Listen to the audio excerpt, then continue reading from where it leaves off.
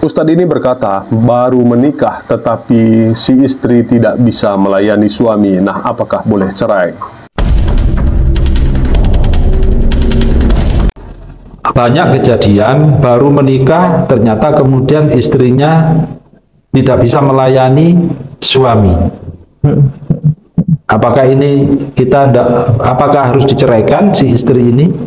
Padahal tidak boleh cerai kecuali harus si istri atau suami meninggal. Apakah terus sang suami tidak boleh menikah lagi tanpa menceraikan istrinya? Dalam ajaran Kristen, perceraian umumnya dianggap sebagai sesuatu yang tidak diinginkan dan sebaiknya dihindari. Dalam Injil, Yesus mengajarkan bahwa pernikahan adalah ikatan yang sakral dan seharusnya tidak diputuskan oleh manusia. Matius 19 ayat 6. Namun ada pengecualian tertentu yang diizinkan, seperti dalam kasus perzinahan dalam Matius 19 ayat yang ke-9. Nah, artinya jika orang itu menikah dengan orang yang cerai hidup, boleh bercerai karena status mereka itu berzina. Ya, bukan berarti ada seseorang yang menikah dan suaminya selingkuh, nah dan itu dikatakan zina dan mereka boleh bercerai, bukan seperti itu.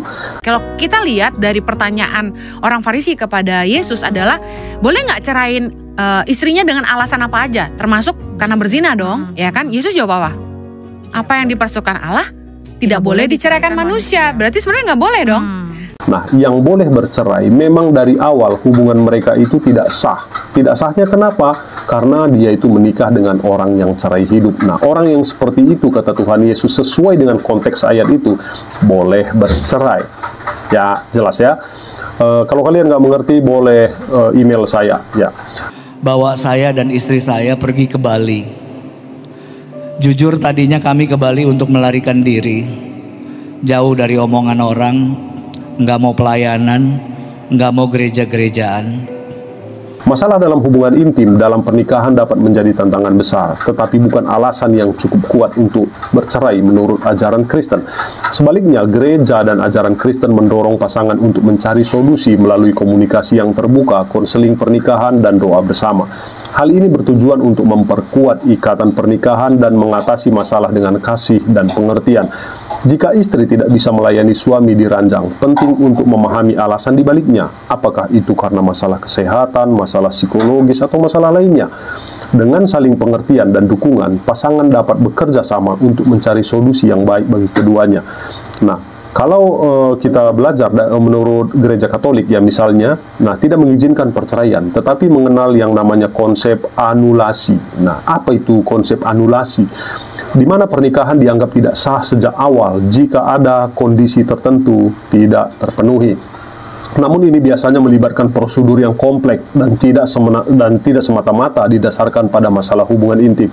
Nah, anulasi adalah proses di mana pernikahan dinyatakan tidak sah sejak awal jika terdapat kondisi tertentu yang tidak terpenuhi, seperti kurangnya persetujuan bebas, ketidakmampuan menjalankan kewajiban pernikahan, atau adanya penipuan. Nah, ini berbeda dengan perceraian karena anulasi menganggap pernikahan tersebut tidak sah secara kanonik sejak awal ya. Ini salah satunya ketidakmampuan seseorang memenuhi dalam urusan ranjang ya. Nah, itu tidak sah sebenarnya. Ketidakmampuan menjalankan kewajiban pernikahan merujuk pada ketidakmampuan fisik, psikologis, atau emosional untuk memenuhi tanggung jawab dasar dalam pernikahan, seperti hubungan seksual, dukungan emosional, dan kehidupan bersama. Dalam konteks anulasi Katolik, ini berarti salah satu pasangan tidak dapat menjalankan peran yang diperlukan untuk pernikahan yang sah, sehingga pernikahan dapat dianggap tidak pernah sah sejak awal. Nah, pendekatan Kristen menekankan pentingnya komitmen, kesetiaan, dan usaha bersama untuk menyelesaikan masalah dalam pernikahan daripada mencari perceraian sebagai solusi pertama.